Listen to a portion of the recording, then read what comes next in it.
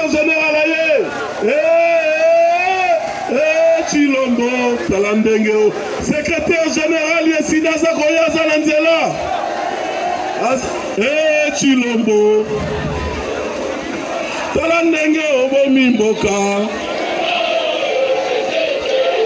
Biso na sida te banga premier ministre Devos Kitoko.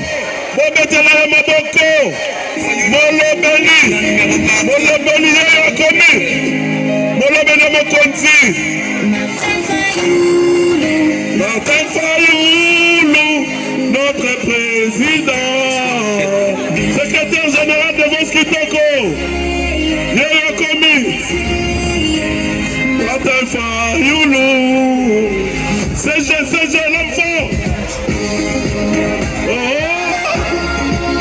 secrétaire général de Devos Kitoko, Molobeli, président élu.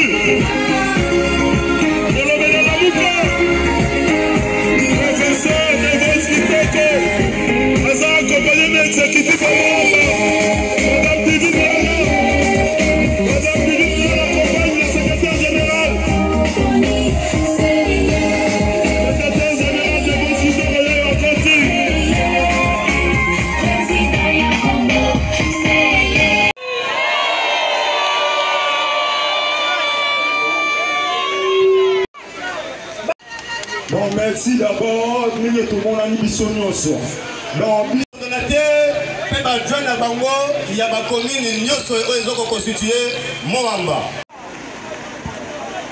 Bandeko, namoni gonga epusani. Sikoyo, afakto banda. Nana mutuna moko na nina tuna bino. Est-ce que bana ya Moamba?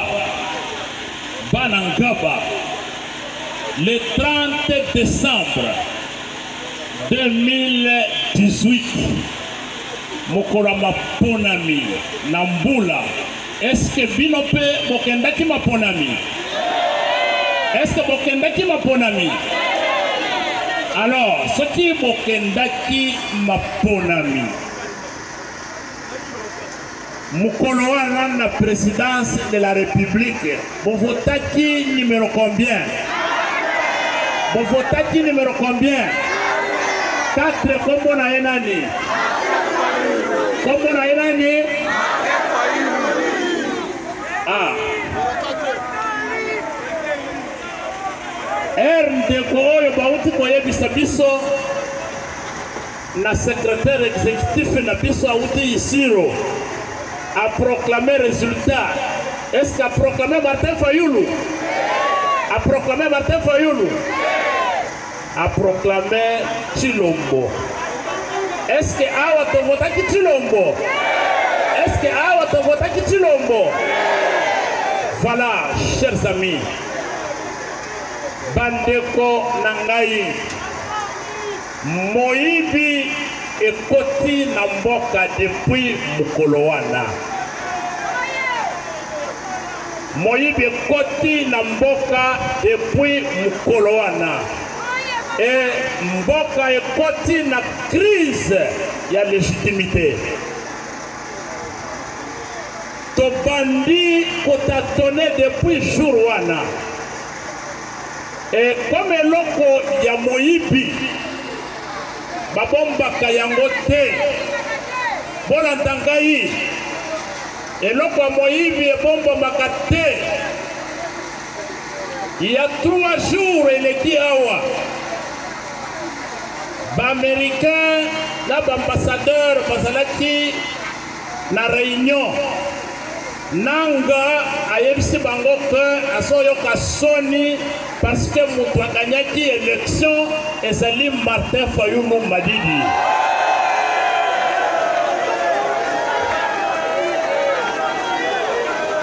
Nanga lobi nanga akanyaki élection.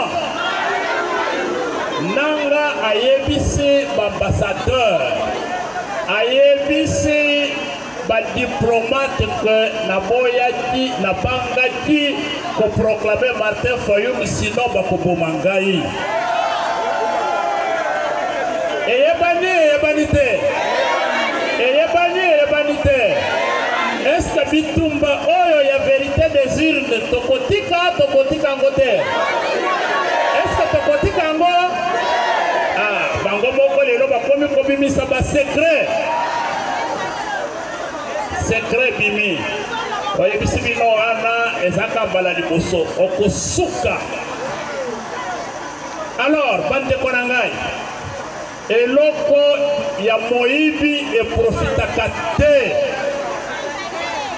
Tokoti na crise na mboka. Crise ya liboso, crise sécuritaire. Bandeko bazokufa chaque jour na Beni, na Butembo, na Ituri, na Goma, na Sud Kivu Mobimba. Yango bomona ki tosali marche ya solidarité. Tolobi totambola, totika bandeko na biso te. Toke kosala marche ya solidarité. Batindi ba policier, ba camion ebele, ba arme, batindi ba gaz lacrymogène, ba bandi kobeta biso. Balobi Covid ezali, bokosala marche te. Bande konangai. Le 24 Covid ezali. Babengani biso, bazokisi biso, babeti biso. Lelo le 2 Covid esili. Est-ce que ngobila salisi vaccination awa? Est-ce que salisi vaccination awa? Alors, il faut Covid et qu'il y ait pour les lois zui acte. Bon, on y va de konangai. Est-ce que tokobanga tokobangisa? Tokobanga tokobangisa. Voilà, le 24 Covid. Oye kobeta batu. Oye kosokisa batu. Otindi bayiba ba telefone batu, bambongo batu. E basuki wana te. Baye na pokwa. Ba piye biro na biso ya SID. Bayibi ba ordinateur. Bayibi ba buti ba mesa na biso. Ba buti biloko na biso ba congélateur. Ba imprimante ba buti. Basu biloko na caché ya parti bayibi yango. Yango tolobaki turo yo tokotika te. Lobby lundi toko déposer plainte.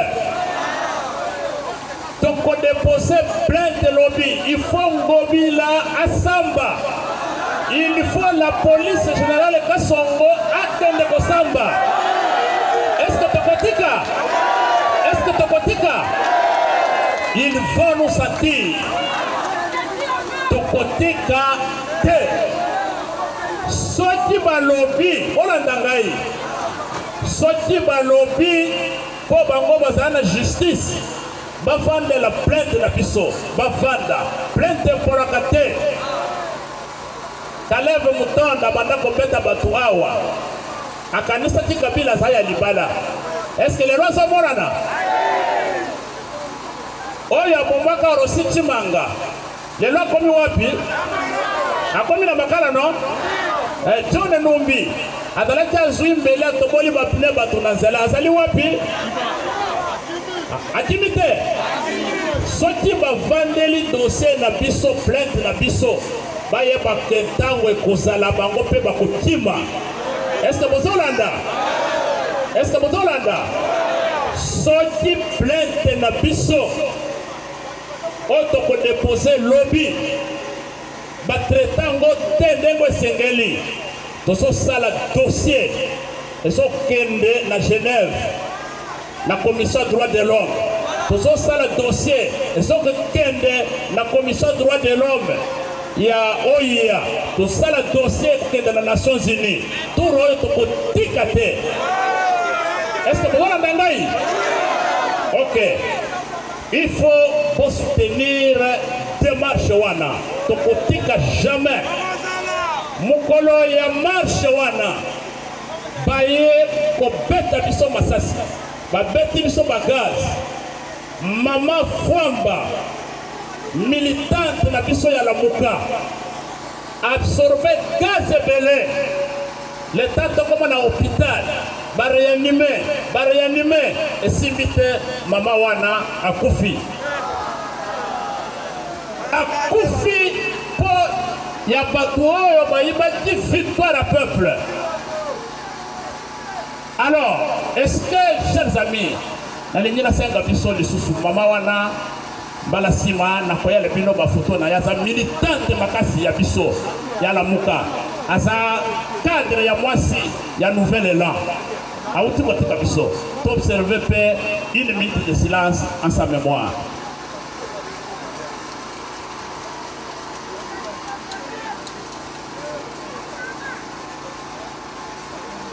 Merci beaucoup. Pandeko Nangai lelo na lingina tuna bino depuis batu oyo bazwaki pouvoir ya moyibi biloko ekitita lo ubie mati. Est-ce que biloko za ya kokita ya komata?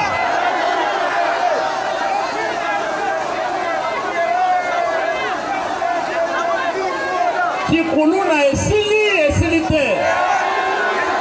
Est-ce que Kikuluna va continuer? Voilà.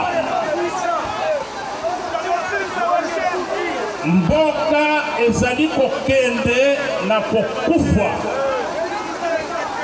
Sikoyo tokosala ndenge nini? Bolanda message ya commandant du peuple. Bolanda message ya commandant du peuple. Commandant du peuple a lobi boye. Pour que Passi Oyo et Sila, il faudrait que la président de la République ait la volonté du peuple. Il faut que les députés nationaux, les députés provinciaux aient la volonté du peuple. Il faut que les gouverneurs aient la volonté du peuple. Que batu oyo basabotaki vote na biso baso kamba par des filles pouvoir les infiltrer et comme kozoka ba ordre na Rwanda biso ba Congolais un grand pays donc de jamais liboso mais pour que tout soit président oyo auti na volonté ya peuple oyo biso moko tokopona. Il faut élection et salama. Il faut ni les salama. Il faut ni les salama. Est-ce que vous avez vu l'élection? Il faut un sala. Et ça pour la nini? Et ça pour la nini? Est-ce que vous collez un glissement? Est-ce que vous collez un glissement? Yangoana pour que toute élection y a solo. En 2023. Il faut à partir de Sikoyo tout ça la réforme. Il faut tout ça la nini? Tout ça la nini? La réforme. Bobo sanate, Bobo sabinote. Réforme ya liboso. Réforme ya liboso ezali réforme ya seni. Commandant du peuple. Martin Fayoulou Madidi, le président élu, na cadre ya présidium ya Lamuka, bakoti basali proposition ya réforme na biso ndenge tolingi seni ezala. Et est-ce que tu as mené les voilà. Ba réforme wana ezala kimi balé. On s'en côté. Voilà, ezala kimi balé a sali proposition ya ba réforme. A lobby ba réforme oyo tokosala tobandi na seni na kati ya seni pour que mapona mesalama ya solo il faut tolongola ba politicien na bureau ya seni. Il faut tolongola banani. Il faut tolongola banani. Seni, il faut être indépendante, autonome, apolitique. Ba représentant ya ba parti politique bakota na bureau ya senite. bureau ya seni il faut ekambama na société civile ba confession religieuse na ba association mususu batinda ba délégué na bango ndenge komami na ba proposition ya commandant du peuple bazwa bureau ya seni sikoyo biso ba politicien tokita na terrain tokende kosala campagne oyo bavote bavoi na ye emonana. Est-ce que bondimi réforme wana? Est-ce que bondimi réforme wana? Voilà, il faut pas soutenir yango. Et commandant du peuple a cette proposition à mi-balai. Il y a une loi portant élection présidentielle, élection législative nationale et provinciale jusqu'à la municipale. À l'Obi Boye 2023, la proposition et la loi ya commandant du peuple. Toboyi Mutumoko, après Koyiba Mbongo à l'État, Yemoko, candidat député national. La députation nationale, premier suppléant, moi Nanaïa de Bosso. Deuxième suppléant, Lekinaye. Yemoko, candidat député sénateur. Na sénatorial, premier suppléant Naye Atie, Mwasi Naye. Et Yemoko, candidat député provincial. Et la députation provinciale Atie Nani Oncle Naye, suppléant. Yemoko a gagné députation nationale. Moi Naya Tikali a gagné sénateur, moi c'est Tikali a gagné la provinciale, Atie Nokonaye et Yemoko Nisusu Akei a bimi ministre. Est-ce que c'est le cas? Est-ce que c'est le cas? Donc c'est que Motini Oyo Batubayaki Kotika Yokaka. Donc Yomoko Otie famille Mobimba, élection comme Yayo. Yango to telemi loi wana pour que makambu commandant du peuple à lobby eleka. Mais sikoyo bandeko nangai pour que likambo wana commandant du peuple a proposé, ba réforme a proposé pour que eleka Martin Fayulu à lobby, il faut créer cadre et concertation. En dehors, il y a parlement. Pour parlement, on a des députés, comme nous sommes bango. 50 000 dollars, c'est bango. Bosalaboy. Jeep, et comme nous comptons ça, Bosalaboy. Est-ce que vous avez confiance dans le parlement? Est-ce que vous avez confiance dans le parlement? Bolingi ba réforme, oyo ya Martin Fayulu est dans le parlement. Ah, voilà. Ce qui Bolingue kende na parlement to lobby to créer cadre de concertation paritaire. En dehors, il y a une institution qui na élection ya Moïbi. To lobby Boye, Martin Fayulu, Adolphe Muzitu na Lamuka. Vous avez une proposition na bino, vous faites dans la messa. Mais c'est Tilombo, na FCC cash, élargi na ba débauché ya la Mouka, na ndambo zwe pa Kabila, vanda la proposition na yo. Oyo ayibaki victoire ya peuple, akomi baba, ako kakoloba lisusu Kabila, na ndambo etikali na yo. Batu na yo ya FCC originel. Est-ce que vous avez une proposition? Vous faites wana. Trois parties prenantes. Bande konangai mutoko sabino te. Bazo sala semblant. Crise oyo tozana trois parties. Oyo ayibaki victoire. Oyo bapesa ki ya kopesa na kolo eloko. Bazali misatu. Oyo bapesa ki ya kopesa na oyo azwaki ya ibaki azwi makasi ya kobomba te na kolo eloko bapotola ki eloko na ye. Bango misatu tobengi bango ba partie prenante.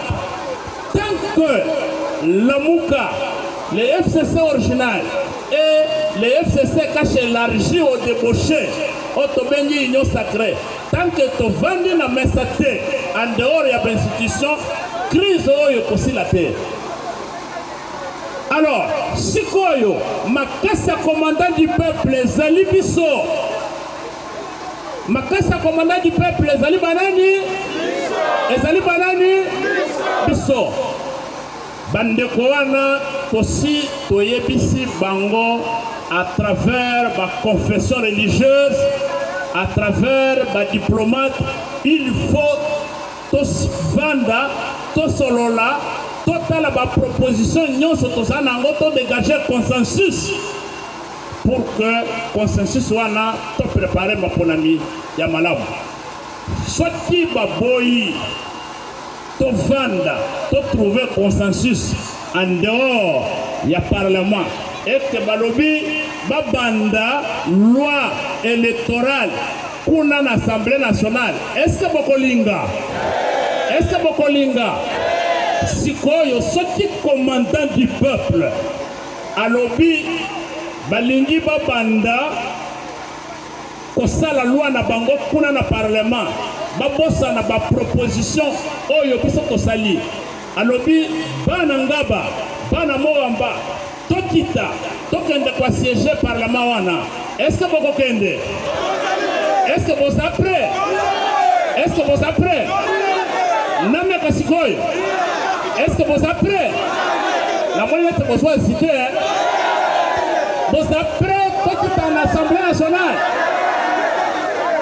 Ok. Voilà, chers amis, Bolandangaï, un peuple se libère. Un peuple n'est jamais libéré par quelqu'un d'autre. Soki yomoko obandiko kanisanet mutumoko bazwana musala bakosakana na yo. Soki olobio se libérer, oko se libérer. Yango il faut bozala prêt. Bozala prêt, bobanga te, mutu oya ibaki yo eloko, tant que amono telemi azalaka mal à l'aise, batake oyo tosozwa, bakomi ko attaquer bandeko na biso na ba place de résistance, bakomi ko ya ko attaquer biso na siège. Ezali ko banga, bazo banga. Sikoyo soki bakomi ko bangi sa biso, et que biso to bangi to tikili bango place, boya bakre esili na pona biso et to tikali ba esclave ya batuana. Est-ce que bokondima to tikala ba esclave ya batu ba yibaki victoire? Bokondima to tikala ba esclave.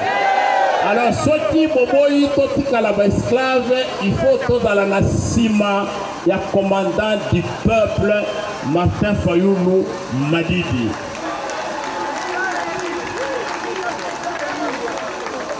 Bana Moamba oye! Bana Moamba oye!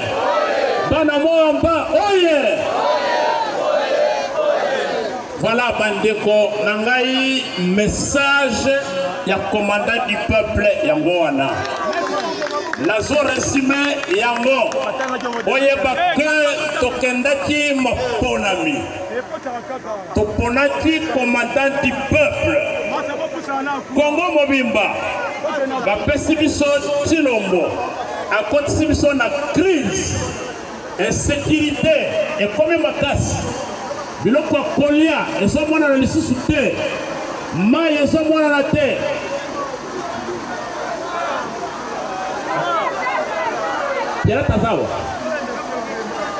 Ok. Donc, crise koti namboka. Yango commandant du peuple à lobby, toko sala ba réforme, soki ba réforme wana, ba boy yango il faut to telema. Nalingina tuna bino mutuna yasuka. Est-ce que soki ba réforme ya commandant du peuple bobo yango, boza prêt to kita? Est-ce que boza prêt to kita? Vous êtes prêts, Tokita? Voilà, Banangaba, na sepeli na bino ya trop.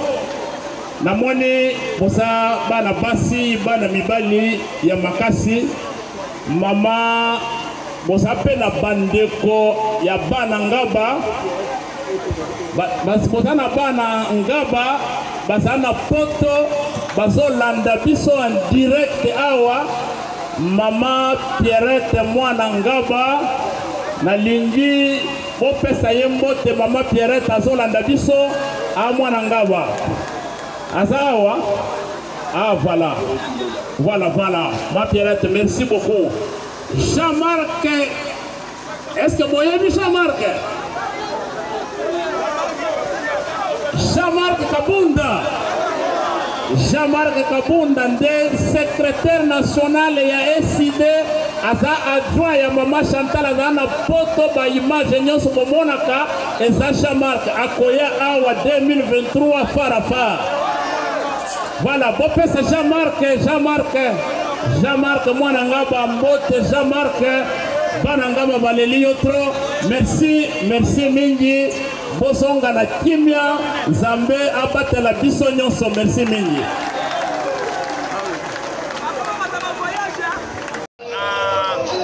Ngaba, dans le district de Moamba, nous sommes venus encourager nos membres, nos militants, nos cadres. Il faut renforcer la mobilisation parce que vous savez que depuis le 24 avril, nous avons organisé une marche qui a été réprimée sévèrement. Les gens se sont découragés, il fallait répondre. Il faut redonner l'espoir, le courage à nos camarades qui sont au front parce que nous avons vocation pour gagner. Nous n'avons pas besoin de décourager les gens. Voilà pourquoi nous sommes là. C'est pour sensibiliser, éduquer, former nos militants, nos cadres, nos membres, la masse populaire par rapport aux enjeux de l'heure. Donc, je suis venu accompagner nos amis et comme le secrétaire exécutif adjoint de Moamba qui nous a reçus est là, je préfère lui accorder la primaire.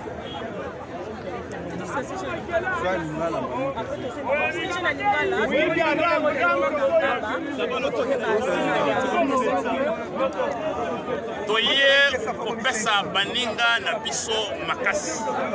Toye pour que to mobiliser ba troupe na biso. Touti na marche ezalaki réprimé dans le sang. Ba uti ko boka siège na biso. Moi découragement bandeko ba monaki comme si ba se décourager toye bisi bango que banga ezalate. Mutu oyo ayiba yo eloko taka so mona yo en bonne santé motema na ye eso sika ngo bakanisa kike comme bayibi pouvoir à peuple a kokonda. Or pour peuple a telemi na commandant du peuple Martin Fayulu Madidi balobi jusqu'en 2023 il faut peuple récupérer souveraineté na ye yango to yaki pour encourager baninga to pesa bango moral to pesa bango formation to pesa bango ba information par rapport à makambo ndenge ezoleka na mboka et elekitoko. Merci mingi mpona bana ngaba. Mais comme lelo eza mokolo ya biso na bureau national te toza na district bakonse district baza wana na préféré bakonse bazwa maloba bango balobi kosala bien. SID Mobimba, ils avons dirigé le secrétaire général SID. Message nous propose na bayimbo quand nous sommes. Ezalaki d'abord topé sa message moko fort. Ya koyeba ete SID ezali parti oyo lelo ezali na kati ya démontrer la face du monde ezali parti de masse. Ezali parti oyo ekenda ko mobiliser moyena quelque chose ete. Ezali parti oyo ezali kokende ko bunda etumba oyo ko bimisa Congo na boumbu na yango. Ndeko na ngai Thomas Sankara ayebisa biso loko moko. Oyebi moumbu oyo alina kolongwa na eta na yete ya kiboumbu. Mokolo akokufwa moto akolelela kosala te. Yango biso tolobi boye. Congo jusqu'à preuve du contraire ezali na maboko ya bato ba considérer biso lokola baumbu. Les seuls bateaux bazali censé ko bimisa yango na kati na boumbu nango ezali esida nzela pour mboka Martin Fayulu Madidi. Yango moni tolobi toyebisa bandeko. Tozala toujours prêt. Prêt au tozali to ali prêt pour na kokende ko assiéger parlement. toali prêt pour na kotel maman na ngai koboza na telo komoko ke nangaba oyo le 19 le 20 le 21 janvier 2015 nde commune tumaka moto tozali prêt to banda révolution pe nangaba to nango côté mosusu donc to bi momba to telemisa bato na biso ya koloba ete soki ba continuer ko s'entêter Moi, côté ma paix banda makambo afin que Congo me comprendre qu'effectivement moi na mboka Martin Fayulu a ko bundela Congo père bisango de la libuna. Merci.